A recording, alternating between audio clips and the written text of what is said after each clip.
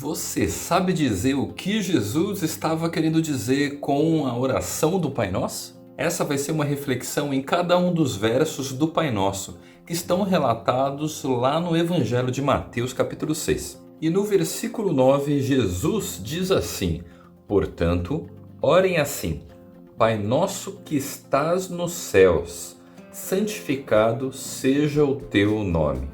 Então aqui é importante que a gente perceba que Jesus se dirige a Deus chamando-o de Pai. E quando Jesus chama a Deus de Pai, ele está trazendo uma proximidade de Deus com o seu Filho. E como ele está dando esse exemplo para nós, isso mostra para a gente que devemos buscar também ter essa intimidade com Deus, que é o nosso Pai Celestial. Só que toda essa proximidade não deveria fazer que a gente confundisse ele com alguma coisa que, por exemplo, ele mesmo tenha criado. E é por isso que Jesus orou que santificado seja o teu nome. Isso significa que a gente deve considerar que o nome de Deus é santo, separado. E isso quer dizer que Deus não se confunde com nenhuma imagem que os homens tenham criados com as suas próprias mãos ou com qualquer outra coisa que ele mesmo tenha criado. Mas se o nome de Deus é separado sobre todas as coisas, não deveríamos conhecer qual é esse nome? Para isso a gente tem que lembrar daquilo que ele mesmo disse para Moisés. Quando Moisés perguntou para ele: mas quando o Senhor me enviar ali para as pessoas, como é que eu vou me dirigir a você? Tipo, qual que é o seu nome? E é nesse momento que Deus se dirige a Moisés dizendo para que ele fosse apresentado como o eu sou aquilo que eu sou. Algumas pessoas se prendem à questão literal das 4 letras no hebraico que formam esse tetragrama que é chamado de Yahvé, ou algumas pessoas ainda chamam de Jeová. Mas particularmente eu acredito que isso tira todo o significado contido naquilo que ele mesmo tinha dito para Moisés, sobre o fato de que ele é aquilo que ele é. Então quando você precisar me apresentar para alguém, diga que simplesmente eu sou. E quando ele diz que ele é aquilo que ele é, isso quer dizer que ele não pode ser comparado com um bezerro de ouro, ou com as pessoas, ou qualquer outro tipo de liderança humana. E então nessa oração Jesus continua dizendo que venha o teu reino, seja feita a tua vontade, assim na terra como no céu. E olha que interessante, as pessoas estão procurando orar para que seja feita a sua própria vontade, para que Deus venha nos abençoar ou coisas do tipo. Mas Jesus está mostrando aqui que ao invés de orar para que seja feita a nossa vontade, nós deveríamos buscar a vontade de Deus. Ao invés de buscar o nosso governo, o nosso reinado sobre a terra, deveríamos buscar o reinado celestial do Pai. E esse governo é estabelecido não somente nos céus como na terra. E é isso que deveríamos buscar, ser colaboradores desse reino, não somente para anunciar esse reino, mas para pedir para que ele seja manifestado sobre todas as coisas que existem. E então Jesus continua no verso 11 dizendo: o pão nosso de cada dia nos dá hoje. E aqui é bem interessante, porque Jesus, quando sugere para a gente fazer uma oração ao Pai, pedindo por alimento, isso significa que devemos nos focar em ter aquilo que nos basta, aquilo que é suficiente para nós, que está relacionado com comer, beber e vestir, por exemplo. Algumas pessoas costumam orar a Deus pedindo para que Ele venha trazer benefícios materiais porque elas estão competindo com o vizinho ou com seus próprios irmãos. Então quando a gente pede pelo pão de cada dia, quer dizer que estamos nos contentando em ter aquilo que é suficiente para a sobrevivência desse corpo físico. E é claro que o pão de cada dia também simboliza a palavra. Então isso quer dizer que devemos buscar qual é a palavra de Deus para cada um dos nossos dias, para cada dia da nossa vida. E isso não quer dizer que você não possa pedir para que Deus venha ajudar você a pagar as dívidas, a pagar o aluguel, a de repente adquirir uma moradia. Mas o fato é que se Deus realmente ele é tudo para nós, não deveríamos nos preocupar tanto em acumular bens, acumular riquezas nesse mundo.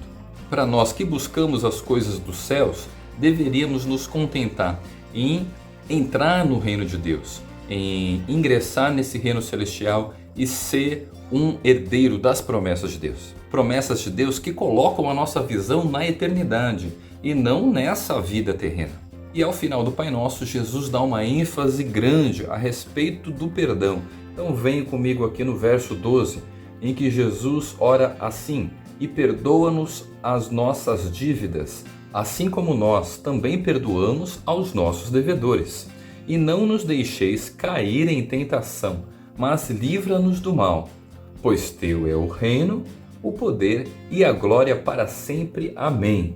Porque se perdoarem aos outros as ofensas deles, também o Pai de vocês que está no céu perdoará vocês. Se porém não perdoarem aos outros as ofensas deles, também o Pai de vocês não perdoará as ofensas de vocês. E Jesus está querendo mostrar com isso que todas as pessoas desejam ter de Deus o perdão para suas dívidas, o perdão para os erros que cometeram, os pecados que cada um cometeu. Só que Jesus nos mostra que há uma condição para a gente pedir perdão a Deus.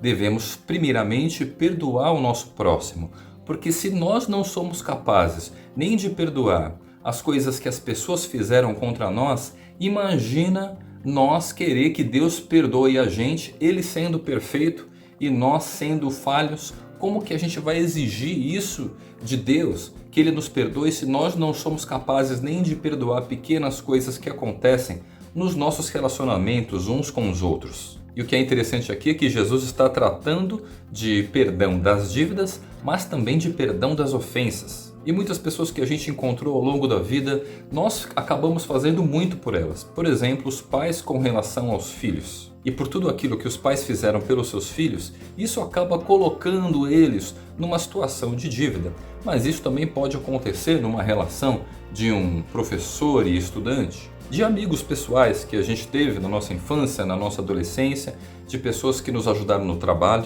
ou mesmo de pessoas que a gente ajudou, que a gente emprestou coisas e essas pessoas às vezes nem agradeceram, nem retribuíram ou devolveram aquilo que elas pegaram emprestado.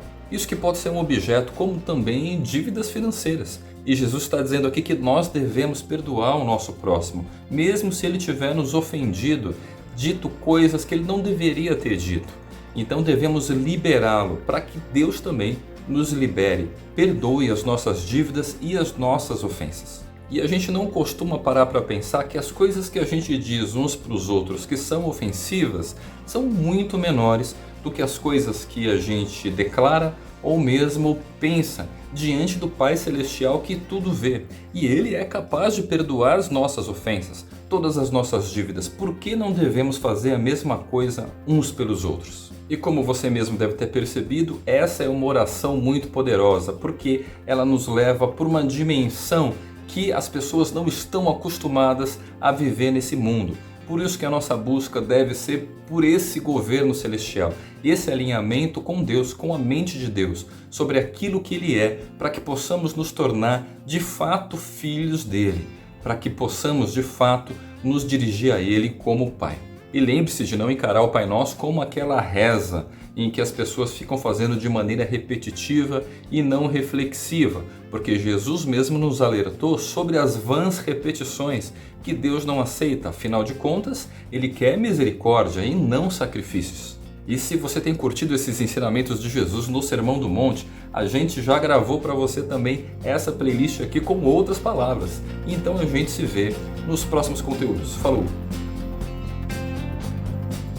Se inscreva no canal e ative o sininho para receber as notificações dos próximos vídeos. Tchau!